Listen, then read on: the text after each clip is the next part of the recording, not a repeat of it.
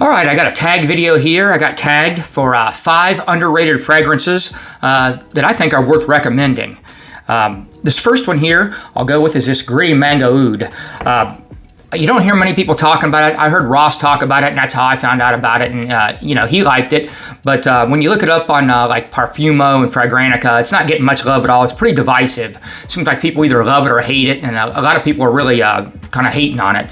And you don't really hear many other content creators talking about it. But I really like this one. It's pretty unique to me because it's got a bit of a skanky oud. It's not a real skanky oud, but it's not a designer oud either at the base of it. That kind of makes it different for a tropical fragrance. And it's got a real ripe mango and guava note at the top. And then it's kind of rounded out and sort of made unisex by all these white florals in it. It's got the ylang-ylang, it's got the neroli, osmanthus. It's got this tropical coconut milk note in it too that's kind of making it more tropical too with the mango and guava. And then as it dries out, it's got this gourmand amber vanilla base. And yeah, it's just a unique fragrance. The only knock on this one is I don't get great performance on it. It's not the best, but this works great in the heat, and it also works in the winter because it's got that amber oud vanilla base. But when you put heat on it, it really seems to work, and the performance does go up on it then. And I think summer heat kind of brings the best out in it. But yeah, this is one that I really like, really enjoy, and I think it's pretty unique, and just not many people are talking about it.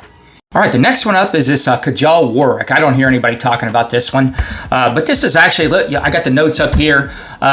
When you read the notes, it really doesn't smell a whole lot at all like that. It's got a lot of greenness to it. I actually like wearing this this spring, and there's a lot of cannabis. There's a cannabis note coming through this. It's not listed in here. I don't know if it's just a note they didn't mention, which is what it seems like to me, or maybe the combination of these notes, make that cannabis note. But it's definitely a cannabis type fragrance, which I like. I like this, and this is a complex one. You look at it and you see the saffron, rose, oud. You think it's going to be those, and you can detect the saffron, rose, and oud in this. But there's a lot of leather too. You get a lot of the leather, but it's a green, like the patchouli is making a lot of the greenness in it, and there's a nice dark smoky incense to it. So there's like a cannabis smoky incense note with this rose oud combo, and this amber leather, a little bit of vanilla as it dries down tones, and the rose is just real slight on this to kind of round it out. So it's just a kind of complex, very interesting fragrance to me.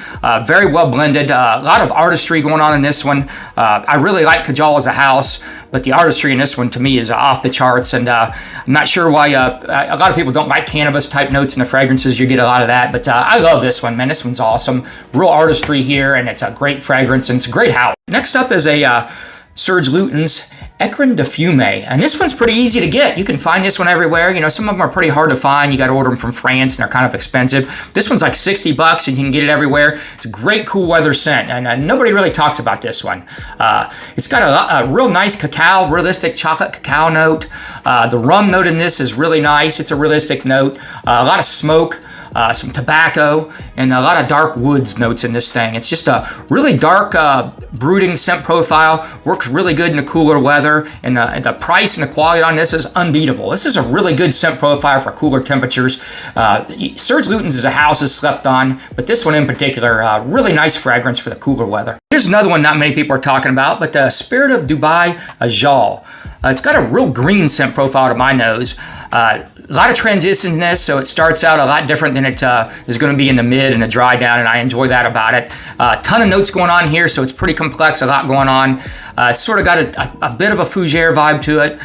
It's got some herba pura tones to it, kind of reminds me of that in a way, but a lot more green and a lot more stuff going on, way more complex. It's sweet, it's got some citrus aromatics, it dries down to some woods, there's some florals in it you can pick up. It's definitely fruity.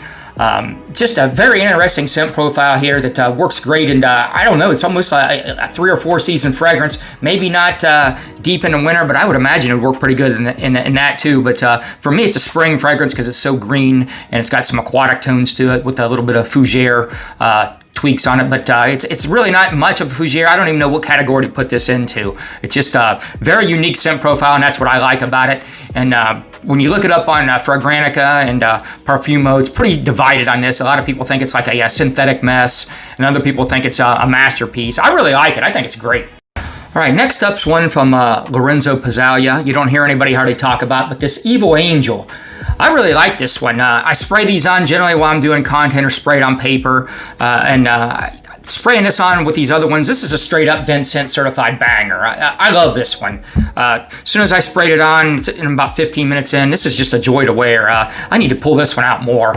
It's sort of maybe a little bit immature, not super complex. There's a ton of notes on here, as you can see, or whatever, but they all just work together. This is just a fun fragrance. It's got this woody, vanillic, fruity kind of profile to it. There's mint, a real nice mint note, makes it refreshing. A nice lime note. This is a spring fragrance to me. I really like it. You can kind of pick up the rum. It's kind of mixed in there. It's super sweet. No doubt about that. So if you don't like sweet, sort of youthful, maybe immature fragrances, this isn't going to be for you. But I love it. Projection is great on this thing. It's really thick. It's loud. It's a bit intrusive, but I like that about it. I like mine. I just don't spray it very heavy.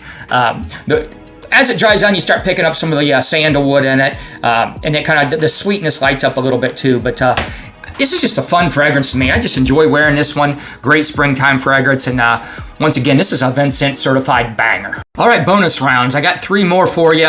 While I was digging around looking for 5 of them for the tag, I found a few more that I wanted to talk about. So this is free. I'm not charging nothing. You don't have to pay any extra. Deziro from Nishane. Love this one. This one got hated on, and reviewers hated on it. It's too boring. It's like Bleu de Chanel, Fragrantica, and Parfumo. A bunch of people are saying that too. It's like Bleu de Chanel, maybe 50 to 60%. I've done side-by-sides. I have Bleu de Chanel. It doesn't smell, I mean, it's similar to that. It's that kind of scent profile. It is pretty basic. It's not like mind-blowing, but it's really well done. Nishane don't play around, so they did a good job on this one. It is sort of a mass-appealing scent profile. That's why a lot of people don't like it. It's got these real nice green tones. It's got this muskiness as it dries down to it. It's got some nice spices. It also has this sort of MFK Amorous Hum touch to it too. I kind of pick up notes of that.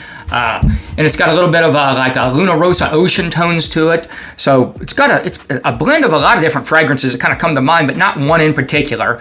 Yeah, it's not mind-blowing different from other stuff that's been released, but I think it's a well-crafted fragrance. The quality is good on this one, and I enjoy wearing it. I think it's a great fragrance and just an easy, dumb reach, niche perfume to grab, and works great in the heat. The more heat you apply to this thing, the better it does. I've worn it in the cooler temperatures in the 60s, and it was nice, but I've worn it a couple 80, 90 degree days, and it was really nice then. So yeah, this one, great fragrance for the summer.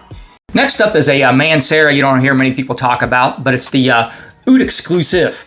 It's got these, it's a rose oud fragrance, but it's got these oriental tones to it. A lot of oriental tones, and I really like that about it. And this is one of the best performing fragrances I had, period.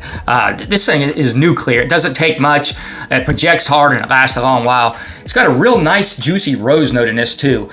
Tons of spices and nice incense notes added on. So it's not your typical rose oud combination, with saffron or something added. A lot more going on, more oriental and spicy tones than most rose oud combinations, and it's a real nice jammy rose scent profile. Well crafted, smells very expensive, great performance. What more do you want? This is a real straight up banger to me. This is a pretty unique one. That's what I like about it. I don't really have anything that smells like it. It does remind me of fall. It's this autumn storm. That's what it means translated. So it's got this these citric orange notes with cinnamon in it that kind of give it these holiday festive vibes to me. It's got these milky tonka bean and wood tones at the base of it that kind of have this fall thing to it. Then it's got some some white florals, coriander, lavender, and ylang ylang in the mids to kind of round it out. All of this kind of adds up to like a perfect fall scent to me. I'm not exactly sure why, because the notes in here, this fragrance is kind of a little bit different and unique, but it really does bring a fall vibe to me, and I really like it. I like the complexity of it. It's not a projection beast or anything. Longevity is okay on it, so it kind of sits close to the skin, but just a real comforting fall vibe to me. So yeah, this was a tag video, so thanks for Michael at the Fragrance Fraternity for tagging me on this, and I'll just leave it an open tag if anybody sees this, wants to do it. But I will shout out Christine Coyote if she wants to give some of her underrated fragrances. That'd be great. If not, if you don't feel like doing it, that's okay too. So if you made it this far, like, subscribe, comment. That helps my algorithm, and I appreciate you guys taking the time to watch.